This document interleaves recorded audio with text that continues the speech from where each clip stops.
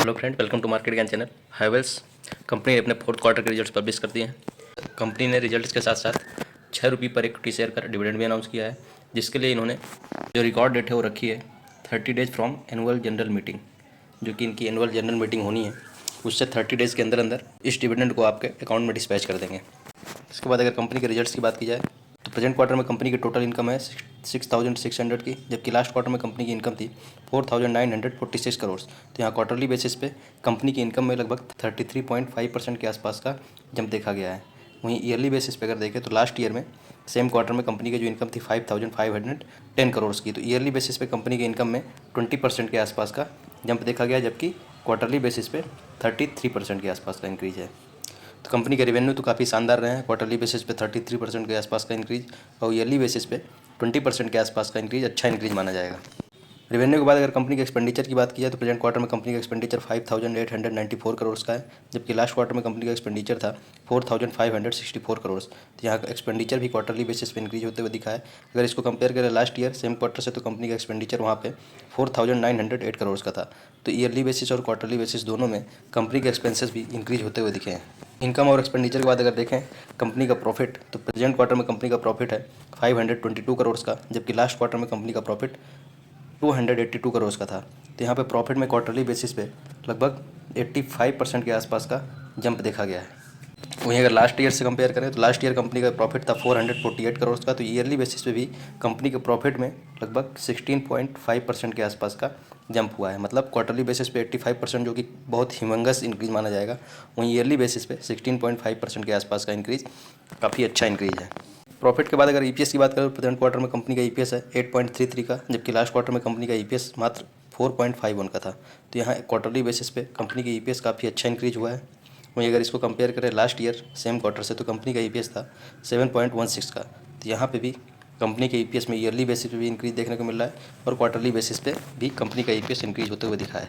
Revenue में अगर segmental revenue देखा जाए किस सेगमेंट से कंपनी ने कितना रेवेन्यू जनरेट किया है, तो स्विच ईयर सेक्टर जो है इनका इससे लगभग 691 करोड़ का रेवेन्यू जनरेट हुआ है और मेजर पोर्शन इनका जो रेवेन्यू का होता है वो केबल से है। केबल से इन्होंने 2,169 करोड़ के आसपास का रेवेन्यू जनरेट किया है। मतलब लगभग 1/3 रेवेन्यू इनका केबल से आ रहा है, क्योंकि टोटल रेवेन्यू 6,600 करोड़ के आसपास का है, जबकि उसमें से 2,169 करोड़ का जो रेवेन्यू है वो केबल से आ रहा है। उसके बाद लाइटनिंग और फिक्सचर से 435 करोड़ का, इलेक्ट्रिकल कंज्यूमर ड्यूरेबल से 995 करोड़ का, लॉयड जो कि इनकी एक सब्सिडरी कंपनी है उससे इनका जो रेवेन्यू है वो 1,869 करोड़ का है। तो टोटल इनका अगर रेवेन्यू देखा जाए तो 1/3 रेवेन्यू केबल से और लगभग 1/3 के आसपास ही लॉयड जो इनकी सब्सिडरी कंपनी है उससे भी जनरेट हो रहा है, और 1/3 अदर्स जो है स्विच गियर हुआ, लाइटनिंग एंड फिक्सचर्स हुआ, इलेक्ट्रिकल कंज्यूमर ड्यूरेबल्स हुआ, इन सब से जनरेट हो रहा है। तो क्वार्टरली रिजल्ट्स का अगर एनालिसिस किया जाए रेवेन्यू में काफ़ी अच्छा इंक्रीज देखा गया दोनों क्वार्टरली और ईयरली बेसिस पे, 33% के आसपास क्वार्टरली बेसिस पे और 20% के आसपास ईयरली बेसिस पे।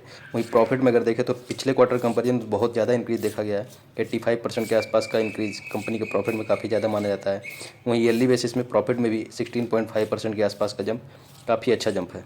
इसके बाद अगर कंपनी के शेयर होल्डिंग पैटर्न की बात की जाए तो यहाँ पर शेयर होल्डिंग पैटर्न में टोटल की शेयर होल्डिंग में कोई चेंजेस नहीं देखे गए हैं। शेयर होल्डिंग जो प्रेजेंट क्वार्टर में 59.41% की, वो भी लास्ट क्वार्टर में भी सेम 59.41% ही थी, जबकि एफआईआई की शेयर होल्डिंग यहाँ देखें तो डिक्रीज होते हुए दिखी क्वार्टरली बेसिस पे। लास्ट क्वार्टर में एफआईआई की शेयर होल्डिंग 23.46% थी, जो कि अभी डिक्रीज होकर हो गई है 22.31%। वहीं अगर डीआईएच की शेयर होल्डिंग देखें तो यहाँ पे क्वार्टरली बेसिस पे इंक्रीज देखने को मिला है। लास्ट क्वार्टर में डीआईएच की शेयर होल्डिंग थी 11.43% की, जबकि अभी बढ़कर हो गई है 12.63%। मतलब डीआईएच की शेयर होल्डिंग तो यहाँ क्वार्टरली बेसिस पे इंक्रीज होते हुए दिखी है, बट एफआईआई की शेयर होल्डिंग डिक्रीज हुई है। वहीं प्रमोटर्स की शेयर होल्डिंग में कोई चेंजेस देखने को नहीं मिले हैं। अच्छे रिजल्ट्स माने जाएंगे कंपनी के। लास्ट क्वार्टर के रिजल्ट्स काफ़ी ख़राब रहे थे हैवेल्स के, जिसकी वजह से इस स्टॉक में करेक्शन भी देखने को मिला था। अगर स्टॉक के 52 वीक हाई की बात की जाए तो 2,106 रुपीज़ के आसपास का है, जबकि स्टॉक अभी 1,664 के आसपास ट्रेड कर रहा है। आज ही के दिन अगर देखा जाए तो स्टॉक 1.06% ऊपर ट्रेड कर रहा था, मतलब हरे निशान पर ट्रेड कर रहा था। स्टॉक का पीई भी 73, जो कि इंडस्ट्री के पीई 73 के क्लोज है, जबकि आरओई 18% के आसपास है। तो काफ़ी अच्छा स्टॉक है और अपने 52 वीक हाई को आप इन रिजल्ट्स के माध्यम से टच करने के इस स्टॉक में काफ़ी ज़्यादा पॉसिबिलिटीज़ हैं या बोलिए पोटेंशियल है। तो धन्यवाद, मिलते हैं अगली वीडियो में।